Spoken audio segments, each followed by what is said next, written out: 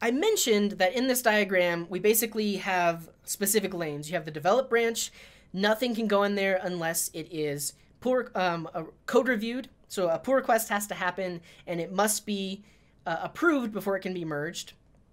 Same thing with creating a release branch. Someone has to approve it. Same thing with merging into release or staging. Someone has to approve it. And same thing with merging into master. Someone has to approve it. We actually have GitHub rules set up where no one, absolutely no one can push directly to develop, and no one can push directly to release, and no one can push directly to master. To get code into those branches, you have to create a pull request.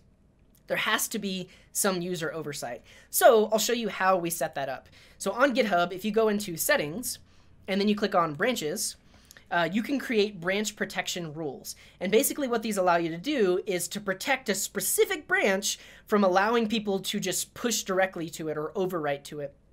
I actually have this joke. I'm going to show it real quick. If you commit directly to master, you're going to have a bad time. But if you set up these rules, no one can commit directly to master.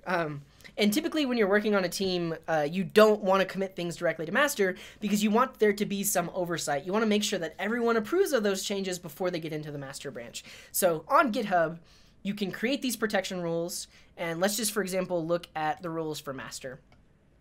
And here we say, pull requests require at least one approving review before they can be merged into the branch. It should be from code owners, so we have specific users that have the code owner role. And we also have it set up that certain users are actually allowed to dismiss pull requests, or allowed to dismiss the review. So myself, because I'm the super ultimate administrator man, and also Simjon, who does a lot of the DevOps work, we're allowed to just directly merge into those things if we deem it necessary. But anyone else must have at least one approving review. And this also allows us to actually create the release branches because, well, I think we don't have any protections on like the V1 branches, but we do have protection on staging. But basically, once you've set this rule up, if someone tries to push directly to master, Git won't even let them. Like, it'll say, you cannot do this, you do not have the rights, you must open a pull request. So that's how we have that set up.